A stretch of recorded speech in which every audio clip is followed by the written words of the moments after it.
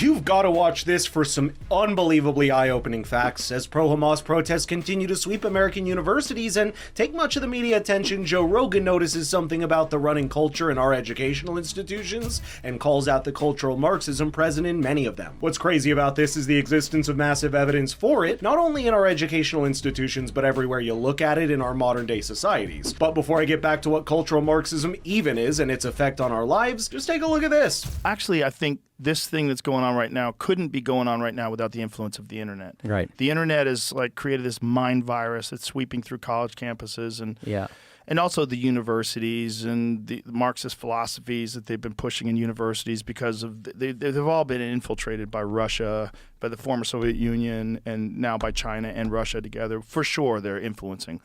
They push the wokest teachers, the wokest professors, the nuttiest policies, and they're literally doing it to deteriorate the fabric of American democracy. While we continue seeing protests and counter-protests taking over major American universities, it's important to know the role of cultural Marxism in recent events. Many people believe that Marxism was defeated with the fall of the Soviet Union in the 1990s, but that's far from the reality. In fact, Marxism has evolved into an economic model to a cultural one. The key tenet of Marxism is the exact of oppressor and oppressed, and within its an economic framework that's easy to define. The Communist Manifesto defined oppressors as those who own the means of production, the oppressed as the workers. In cultural Marxism, definitions become more blurred, and that is by design to not alert society. Here, the oppressors every existing value and hierarchy in this country, and the oppressed are supposedly those trying to break free of their dictators by tearing them down. That's kind of crazy, right? But the proof of that exists everywhere you look in our modern society today. Take cancel culture, for example. That is cultural Marxism at its finest, because adherents of this ideology are so intolerant towards opposing viewpoints, they seek to undermine free speech altogether.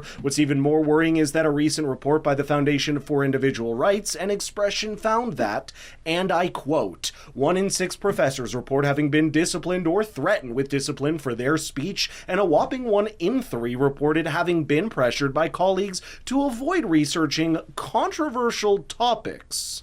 The effects of such practices are evident in the recent protests where most of the participants don't even know what they're protesting for. We just shouldn't be surprised that woke students don't care about facts similar to the communist countries. It's also important to note that cultural Marxism didn't appear out of thin air, but before I expand on that point, watch this clip where a former KGB agent, Yuri Bezmenov, who defected to the West, explains the Soviet subversion plans for the United States. When the Soviets used the phrase ideological subversion, what do they mean by it? Ideological subversion is the process, is a slow process which we call either ideological subversion or active measures, активные мероприятия in the language of the KGB, or psychological warfare. What it basically means is to change the perception of reality of every American to such an extent that despite of the abundance of information, no one is able to come to sensible conclusions in the interests of defending themselves, their families, their community, and their country.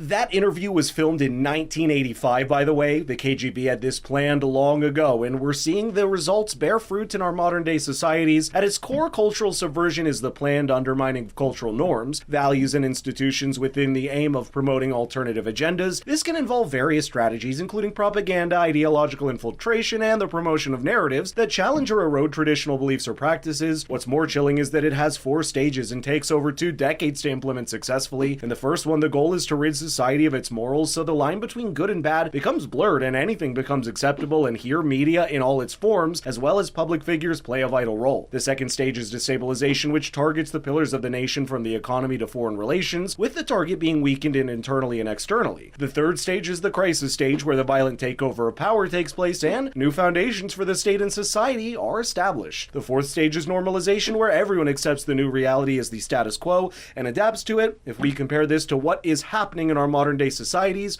we'll find it extremely terrifying. For instance, the mainstream media and Hollywood are beyond politicized and continue pushing for narratives that no one asked for, but helps plant additional seeds for the Marxist takeover of our society. There's also the issue of the spread of agenda-driven journalism and the blurring of lines between news and opinion, which contributes to the erosion of trust in media institutions and further polarizes public discourse and creates divisions within society. But the good news is, more and more people are joining the war against this cultural takeover, and we're having more discussions about it. The most recent one is the U.S. Senator Ted Cruz, who clearly managed to define this problem and how it's manifested in our school systems in his own way. I don't 100% agree with him, but just watch this clip before I talk about it more. Marxists understand that if you destroy every other allegiance, destroy an allegiance to God, destroy an allegiance to family, destroy any allegiance other than to the state, that's how they get power. And the reason the cultural Marxists go after our kids, teaching CRT to our kids, teaching them that America is inherently racist, teaching this transgender radical ideology, using Orwellian terms like gender-affirming care, by which they mean sterilizing and genitally mutilating a child. It is aiming at our kids. Ted Cruz hit a couple of these points right on the head. Cultural Marxism starts at the most basic level, education. Our kids are being taught topics like critical race theory and manufactured science about gender and identities instead of focusing on fundamental values of freedom and individualism. This leads to the creation of a generation that focuses on identity based on injustices, in addition to promoting narratives of victimhood and oppression on a collective basis, which detracts from the broader and more important issues. Cultural Marxists can't get their plan in motion without dismantling the traditional social structures that we live by for generations, such as family and local communities, but hope is not lost. The best way to combat cultural Marxism is through education and counter-speech, by waking up more people against its existence and actively pushing against narratives that go against our time-tested values.